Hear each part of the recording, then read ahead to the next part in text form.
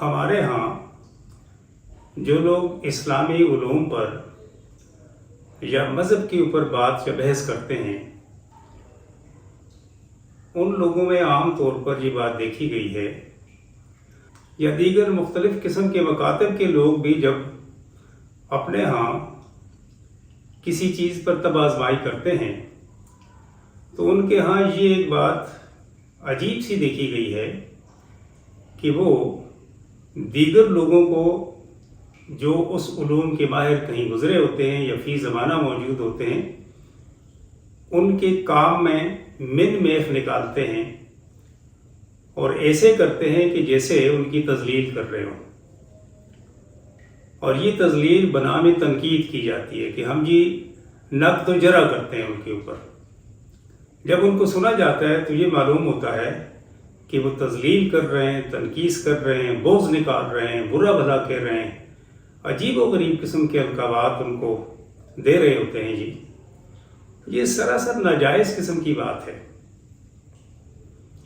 دنیا میں جتنے بھی علوم ہیں ان پہ نقد و جرح کی جاتی ہے، تنقید کی جاتی ہے، تصحیح کی جاتی ہے، اصلاح کی جاتی ہے۔ یہ تو معمول ہے نا زمانے کے تمام علوم کا، یا اس کے ساتھ دستور رکھا جاتا ہے کہ جی ایسے کیا جاتا ہے، لیکن عزت نفس کو ملحوظ خاطر رکھ کر کیا جاتا ہے، کسی کو برا بھلا کہنا۔ اور یہ عام طور پر ہمارے ہاں نئے آنے والے کچھ لوگ ایسے ہوتے ہیں، اللہ ہر ایک کا بھلا کرے، وہ صرف اور صرف اپنا قد کاٹ اونچا کرنے کے لیے اس طرح کا حربہ استعمال کرتے ہیں، حالانکہ اس سے کسی کا قد کاٹ اونچا نہیں ہوتا، تاوقتے کہ خود بھی وہ کسی طریقے سے اس علم میں شامل ہو کر اس کا حصول کرے اور اس مرتبے پہ پہنچ جائے جس پہ اس سے پہلے کچھ لوگ گزرے ہیں یا اب بھی فی زمانہ موجود ہیں۔ لیکن چونکہ ہم نے شارٹ کٹ میں جا کر اپنے لیے عروج حاصل کرنا ہوتا ہے، تو اس لیے یہ آسان طریقہ گنا جاتا ہے کہ کسی قداور شخصیت کے اوپر اس طرح کی طب آزمائی کر کے اپنے قد کو اونچا کیا جائے اور لوگوں میں نام پیدا کیا جائے۔ دیکھیے دنیا میں جتنے بھی علوم آتے ہیں، وہ علم الہی ہو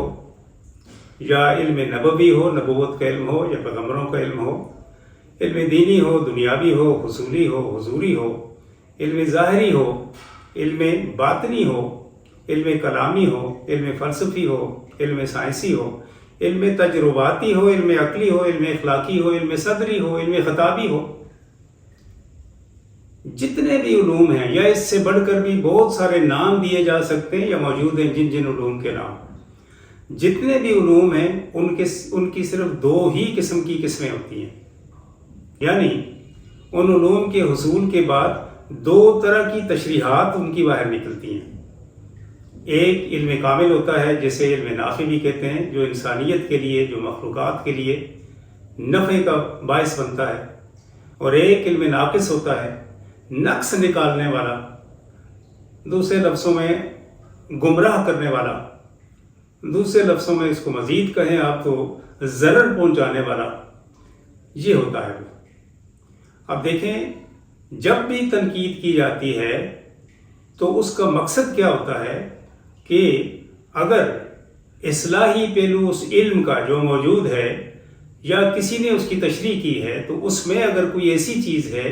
جو انسانیت کے لیے، مخلوقات کے لیے باعث نفع نہیں ہے تو اس کو اجاگر کیا جاتا ہے، ان کمیوں کو اجاگر کیا جاتا ہے، شارٹ کمنگز کو اجاگر کیا جاتا ہے، تاکہ تصحیح ہو کر وہ شخص جس نے کوئی ایسا کام کیا ہے وہ خود بھی اس طرف مائل ہو جائے، اور دیکھنے والے، آئندہ دیکھنے والے، سننے والے، اس علم سے استفادہ حاصل کرنے والے بھی اس پہلو کو مد نظر رکھ کر اپنے آپ کو اس تنقید سے، تذلیل سے بچا لیں، یا اس نقص سے بچا لیں، اس نقصان سے بچا لیں۔ یہ ہرگز نہیں ہوتا کہ ہم جان بوجھ کر صرف اور صرف بڑی بڑی آوازیں لگا کر کسی کو کہ دیکھ لو میں نے اس کو پکڑ لیا، اب اس کو پھکیاں دے دیں، یا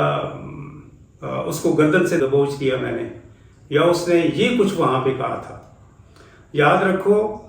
علم وہی ہوتا ہے، کامل علم جو کلی طور پر کامل ہوتا ہے وہ علم الہی ہوتا ہے، اس کے بعد علم نبوی یا علم الرسالت ہوتا ہے۔ باقی علوم اس سے تشریح پا کر انسان اپنے طور پر تحقیق کر کے یا طب آزمائی کر کے جو حاصل کرتے ہیں ان میں بہت سارے نقائص رہتے ہیں، اس لیے کہ انسان عقل کل نہیں ہے۔ انسان بنیادی طور پر اپنے طور پر وَأَن لَيْسَ الْإِنسَانَ إِلَّا مَا سَعَىٰ کی کیفیت میں کوشش کرتا ہے اور حاصل کرتا رہتا ہے، اس میں اس کو مشکلات بھی درپیش ہوتی ہیں اور بہت ساری کمی رہ جاتی ہے۔ اس لیے کہا جاتا ہے کہ علم کا حصول مہد سے لے کر لحد تک ہوتا ہے، اور یہ صرف کسی ایک شخص کے ساتھ منسوب نہیں ہے کہ اسی نے کیا ہے، بلکہ ہر وہ شخص جو اس زمانے میں آ رہا ہوتا ہے اس نے یہی پروسیس اپنی زندگی میں اپنانا ہوتا ہے۔ تو اس لیے کسی پہ تنقیص نہیں کرنی چاہیے۔ اب جب کبھی کہا جاتا ہے ایسے اشخاص سے کہ آپ کو اس طرح نہیں کرنا چاہیے، یہ کسی کی تذلیل، اگر کسی سے غلطی ہو بھی گئی ہے تو اس کو تو ایسے نہیں بیان کرنا چاہیے کہ چوراہے میں کھڑا کر کے اسے آپ ننگا کرنا شروع کر دیں۔ غلطی ہو گئی اس سے، لیکن کہا جاتا ہے نہیں جی نہیں، یہ تو ہمارے دین کا معاملہ ہے، یہ تو ہمارے ایمان کا معاملہ ہے، یہ تو ہمارے اسلام کا معاملہ ہے۔ اب دیکھیے یہ بہت ساری چیزیں اس میں گڑبڑ کر دی جاتی ہیں۔ میری اپنی تشریحات، میری اپنی تفسیرات، میرا اپنا فہم، میرا اپنا فقہ، میری اپنی سوجھ بوجھ، اس کا اس دین سے اتنا ہی تعلق ہے جس دین کی تشریح کرتے وقت میرے اندر رب کریم کے اس دین کی یا دین رسالت صلی اللہ علیہ وآلہ وسلم کی یا نبی پاک صلی اللہ علیہ وآلہ وسلم کے پھیلائے ہوئے اس دین کے بارے میں وہ آگاہی میرے اندر اسی تواتر کے ساتھ یا اسی درجے پہ جا کر میرے اندر سرایت کر جائے جس درجے میں اس علم کا مقصد ہے۔ تو یہ ممکن ہی نہیں ہے کسی ایک انسان کے لیے کہ اس درجے پہ پہنچ جائے، تا وقت کہ آپ میں یا ہم میں نبی زمان موجود ہوں،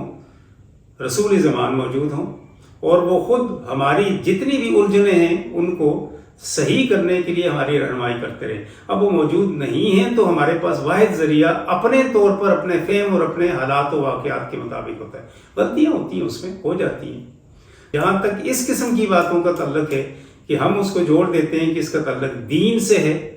اس کا تعلق اسلام سے ہے، اس کا تعلق ایمان سے ہے، تو یہ درست یہ بھی نہیں ہے۔ اس لیے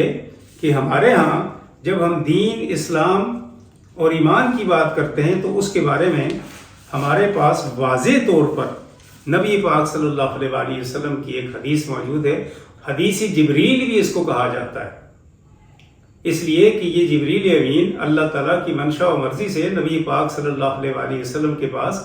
مسجد نبوی میں تشریف لائے اور آ کر انہوں نے پوچھا نبی پاک صلی اللہ علیہ وسلم سے دیگر 4 باتوں کے علاوہ بھی کہ احسان کیا، اس میں قیامت کب آئے گی،